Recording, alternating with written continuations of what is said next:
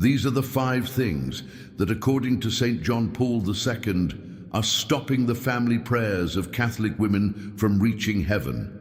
And you are going to see the difference between the 5th and most powerful thing stopping your family prayers from reaching heaven, then the 4th thing, then the 3rd, then the 2nd, all the way down to the 1st, the one that is probably already in your American home right now. The thing that is stopping your family prayers from reaching heaven. Blessed objects without blessing. You keep them on your shelf, on your nightstand, next to your rosary, believing they carry protection. But Pope John Paul II warned that an object obtained as blessed but never blessed by a priest carries no grace. It only occupies the place where grace should be, and this creates a kind of spiritual static, a disturbance in the very prayers you offer in its presence. Margaret Hensley, 72, from Cincinnati, kept a crucifix for 9 years that came from a pilgrimage gift shop labeled as blessed, and when a visiting priest blessed it properly for the first time, her nightly rosary, which had felt hollow for years, became suddenly vivid and present within 3 days. One unblessed object can create a barrier you never see.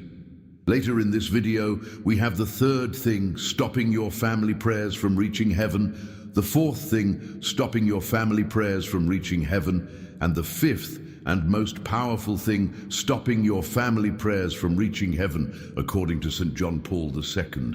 And now, the 2nd thing stopping your family prayers from reaching heaven, praying the rosary with the television on in another room. It seems harmless, background noise, something you barely notice. But Pope John Paul II understood that prayer is not just words spoken, it is attention offered. And when part of your attention, even the smallest thread of awareness, remains tied to a voice or an image coming from a screen, your prayer is divided at its root, and a divided prayer cannot rise with full force. Heaven does not reject it, but it does not reach the place it was meant to reach. Helen Carter, 68, from Indianapolis, prayed her rosary every night for 11 years while her husband watched television in the next room, the sound just audible through the wall, and though she never looked at the screen, she noticed that her mind would catch phrases, follow a tone, return to the prayer, and then drift again. She asked her husband to turn the television off for just 20 minutes, and she wrote in her journal 6 days later, for the first time in over a decade, "I felt that my prayer was received, not simply spoken, but received, like a letter that finally reached its destination. The difference was immediate, and it was complete." Later in this video, we have the 4th thing stopping your family prayers from reaching heaven, and the 5th and most powerful thing stopping your family prayers from reaching heaven, according to St. John Paul II. And now, the 3rd thing stopping your family prayers from reaching heaven, offering family prayers while holding resentment toward one family member. Pope John Paul II wrote extensively about the structure of forgiveness, particularly after he forgave his attacker in 1981, and he was clear that resentment, even resentment we believe is justified, creates a separation not just between us and the person we resent, but between us and God. And when we pray for our family, for our children, for our grandchildren, while holding that resentment in our hearts toward one member of that family, the prayer cannot carry the full weight of intercession. It is as though we are asking God to bless the family while we ourselves have withdrawn blessing from one member of it. Pope John Paul II experienced this not as theory but as lived reality. He forgave the man who tried to kill him because he understood that his prayers for the church could not be fully effective if he held that wound unhealed in his own heart. Dorothy Walsh, 70, from Cleveland, prayed every night for her daughter and her 2 grandchildren, but she had not spoken to her son-in-law for 4 years after an argument that had never been resolved. And though she told herself the prayers were for her daughter and the children, not for him, she knew, in the part of her heart she did not want to examine, that when she prayed for the family, she was deliberately excluding him from the circle of that prayer. One evening after Mass, she lit a candle and said aloud, "I do not know how to forgive him, but I am asking you to help me begin." That night, she prayed her family rosary, and for the first time in 4 years, she included his name. Not with warmth, not yet with reconciliation, but with the simple acknowledgement that he was part of the family she was praying for. 3 weeks later, her daughter called to say that her husband, Dorothy's son-in-law, had started going to confession again after years away, and he did not know why, he just felt called. Dorothy wept when she heard it, because she understood that the prayer, once it could move freely without the barrier of her resentment, had reached him. Louise Garrett, 66, from Richmond, prayed for her sister for 2 years, while refusing to forgive her for words spoken at their mother's funeral. And when she finally asked a priest how to begin forgiving, he told her to say her sister's name in the rosary every night as an act of will, not emotion. And within 10 days, her sister called to apologize for something unrelated, and the conversation opened a door that had been closed for years.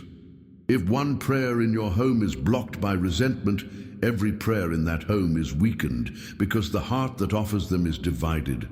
And the fifth and most powerful thing stopping your family prayers from reaching heaven, according to St. John Paul II, is coming. And now the fourth thing stopping your family prayers from reaching heaven: praying for your family without ever praying with your family.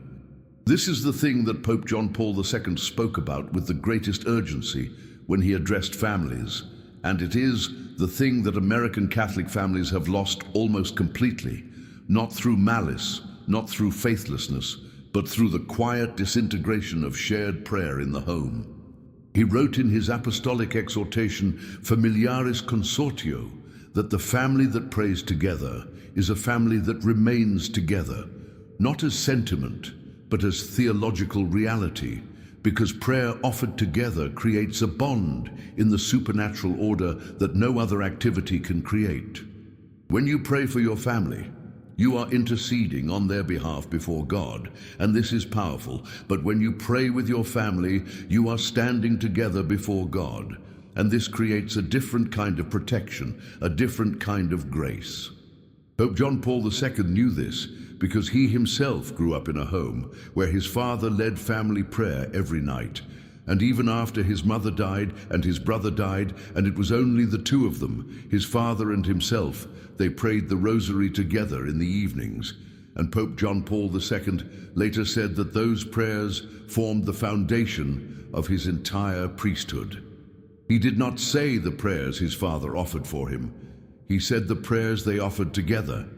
Most American Catholic families no longer pray together, not because they do not love God, but because the practice has slowly disappeared, and in its place we have substituted private devotions, individual rosaries, personal intentions, and we believe this is enough. It is not enough. Barbara Hensley, 73, from St. Louis, prayed her rosary every single morning at 5:30 for 46 years, and she prayed for her 3 children, her 7 grandchildren, and her 2 great-grandchildren by name, every single day without fail. But she prayed alone in her bedroom while the rest of the house slept. Her children grew up knowing she prayed for them, but they never prayed with her, not as children, not as adults, and over the years, one by one, they stopped going to Mass. Her oldest son stopped first, then her daughter, then her youngest son. By the time she was 70, none of her children were practicing, and only 2 of her grandchildren had been baptized. She could not understand it. She had prayed for them every single day of their lives.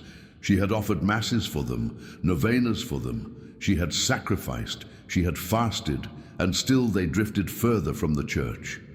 One afternoon she was sitting in the adoration chapel and she began to weep, not quietly, but with the kind of grief that comes from a mother who feels she has failed. And an older priest, a man in his 80s, sat down beside her and asked her what was wrong. She told him, "I have prayed for my children every day of their lives, and they do not know God. I do not know what I did wrong." The priest was quiet for a long time, and then he asked her, "Did you ever pray with them?" She looked at him, confused. "I prayed for them," she said, "every single day." He nodded. "But did you ever pray with them, as a family, in the same room, at the same time, so they could hear your voice speaking to God and know that you were bringing them into that conversation?" She realized, sitting there, that she had not since they were very small. Not since the chaos of school and sports and schedules had made it feel impossible, and by the time they were teenagers, the habit was gone. The priest said, "It is not too late. Start now, with whoever is willing." That week, Barbara called her daughter and asked if she could come over one evening and pray a decade of the Rosary with her. Just one decade, 10 Hail Marys, nothing more. Her daughter hesitated but agreed. They sat in Barbara's living room and Barbara led the prayers, and her daughter followed, awkwardly at first, but she followed. They prayed one decade, and then her daughter said, "That was nice, Mom," and she left. The next week they prayed again, and this time Barbara asked if her granddaughter could join, and she did. Within 2 months, Barbara's daughter started going to Mass again. Not every week, but some weeks. And 6 months later, she went to confession for the first time in 18 years. Barbara did not stop praying for her children, but she began praying with them whenever they allowed it. And the change was not immediate, but it was undeniable. Patricia Thornton, 67, from Philadelphia, prayed 15 decades of the Rosary every day for 12 years, while her son fell deeper into addiction. And nothing changed until a priest told her to stop praying for him alone and to start inviting him to pray with her, even if he said no, even if he was angry, just to offer the invitation every time she saw him. And after 19 invitations over the course of 4 months, he finally said yes, and they prayed one Our Father together. And he cried, and 2 weeks later he entered treatment. Frances Kelly, 71, from Milwaukee, prayed for her husband's conversion for 30 years, and he remained distant from the faith, polite but unmoved, until she asked him one night not to go to Mass, not to believe, but simply to sit with her while she prayed her rosary aloud, and he agreed. And he sat in silence while she prayed. And after 3 months of this, he picked up a rosary himself and began to follow along. And within a year, he returned to the sacraments after 40 years away. Here is what I am recognizing as I hear these stories, that the prayers I offer alone for my family are necessary, but they are not sufficient. And if I have been praying for years without ever praying with the people I am praying for, I may be the one stopping my own prayers from reaching heaven. And I recognize now that Pope John Paul II was not speaking theoretically when he said the family must pray together. He was speaking as someone who knew that this is the protection we need most. And here is what I am identifying in my own home right now, that I may have substituted private devotion for shared prayer. And I am identifying this not as failure, but as something I can restore tonight, this week, one invitation at a time, one decade at a time, with whoever is willing. And now, the fifth and most powerful thing stopping your family prayers from reaching heaven, according to St. John Paul II. Offering your family prayers without the specific intention of reparation for the sins of your family. This is the thing that changes everything. Pope John Paul II understood reparation not as something reserved for mystics or for extraordinary acts of penance, but as the ordinary responsibility of every Catholic who prays for their family, because every family carries sin, not just the sins of this generation, but the accumulated sins of generations before. And those sins, if they are not acknowledged, if they are not brought into the light of prayer and offered to God with a specific intention of reparation, create a kind of spiritual debt that weakens every prayer offered in that family's name. This is not superstition. This is the theology of the mystical body, where the sins of one member affect all members, and the reparation of one member heals all members. Pope John Paul II lived this. He offered his suffering, his assassination attempt, his final years of physical decline, as reparation not just for his own sins, but for the sins of the Church, for the sins of the world. And he encouraged every Catholic to do the same in their own families. He said that the mother or father or grandmother who offers her daily rosary, not just as petition, but as reparation for the sins of her children and grandchildren, is participating in the redemptive work of Christ himself. Most of us have never been taught this, and so we pray, we intercede, we ask, but we do not repair. Evelyn Harper, 69, from Pittsburgh, prayed for her family every single night for 23 years. Her husband had died young, and she raised her 3 sons alone, and all 3 sons grew into good men, but none of them practiced the faith, and 2 of them had left the church entirely.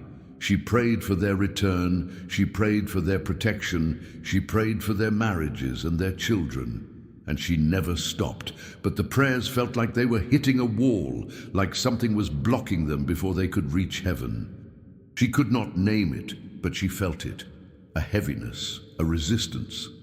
One Saturday afternoon, she was cleaning out a box of old papers in her basement, and she found a letter her mother had written to her before she died. A letter Evelyn had read once and then put away because it was too painful. In the letter, her mother confessed that she had been unfaithful to Evelyn's father once, many years before Evelyn was born, and though she had gone to confession and been absolved, she had never told anyone, and she was writing it now because she did not want to die with that secret still hidden. Evelyn read the letter again, sitting on the floor of her basement, and she wept, not because she was angry at her mother, but because she suddenly understood that the sins of her family, the sins she did not know, the sins that had been hidden or forgotten, were still present, still unhealed, still affecting the prayers she was offering for her sons. She went to her parish that evening and asked the priest if she could have a mass said for the repose of her mother's soul, and she added a specific intention for the reparation of all the sins of her family, known and unknown, across all generations. The priest celebrated the Mass, and Evelyn attended, and during the consecration she prayed silently, "I offer this Mass, and I offer my rosary tonight, and every rosary I pray from now on, as reparation for the sins of my mother, my father, my grandparents, my children, and all the sins of my family that have never been repaired." She did not feel anything dramatic in that moment, but when she prayed her rosary that night, the heaviness was gone. 3 weeks later, her oldest son, who had not been to Mass in over 15 years, called her and said, "Mom, I do not know why, but I feel like I need to go back to church. Can you come with me?" She went with him, and he went to confession, and he has been going to Mass ever since. Her other 2 sons have not returned yet, but something changed, something shifted, and Evelyn knows it began the moment she offered her prayers, not just as petition, but as reparation. She said to me in a letter, "For 23 years I prayed for my family, but I never prayed for the healing of the sins that were already there, the sins that were blocking my prayers, and the moment I began to pray for reparation, the prayers broke through." This is what Pope John Paul II was trying to tell us. You cannot simply ask God to bless your family if the sins of your family have not been brought into the light and offered for healing. You cannot simply pray for your children to return to the faith if the sins of your parents, your grandparents, the sins that shaped the family you were born into, have never been acknowledged and repaired. Reparation is not punishment, it is healing. It is the act of standing before God and saying, "I see the sin, I name the sin, I offer my prayer, my sacrifice, my suffering as a response to that sin, and I ask that you heal it." And when you do this, when you offer your family prayers with the specific intention of reparation, those prayers move differently. They move with power. They move with the force of the cross itself, and heaven hears them.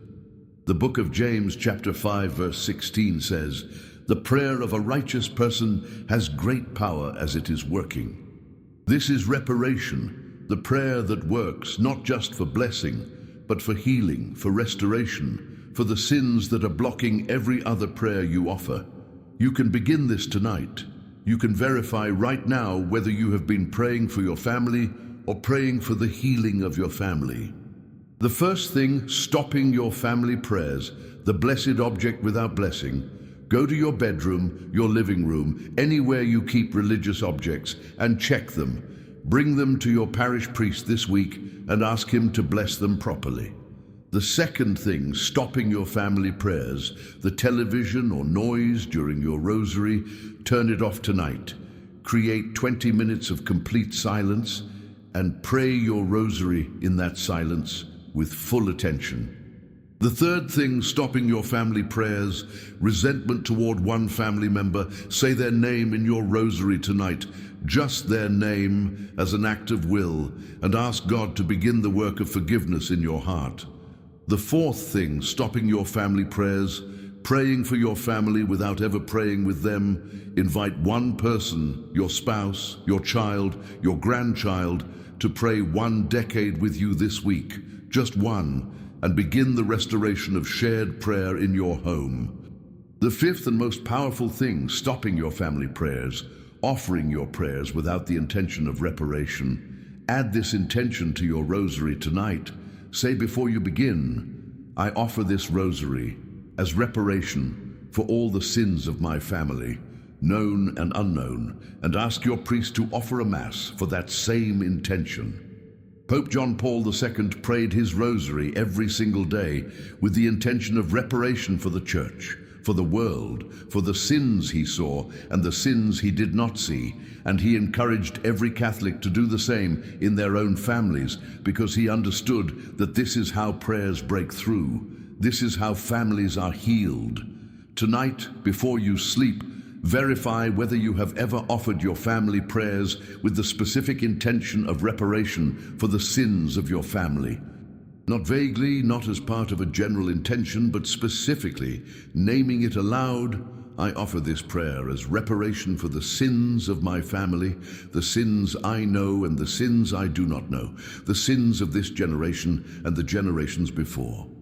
You can add this intention to your rosary tonight, or you can ask your priest to offer a mass with this intention, or you can simply kneel before your crucifix tonight and say it aloud. I offer this prayer as reparation for my family. Pope John Paul II, who carried the sins of the Church on his own body, who offered his suffering as reparation for a world that did not know it needed reparation, understood that the mother or grandmother who does this in her own home is participating in the most powerful form of intercession that exists. I'm committing tonight to offering my family prayers with the clear and specific intention of reparation, because I understand now that this is not something extra. It is the thing that makes every other prayer effective.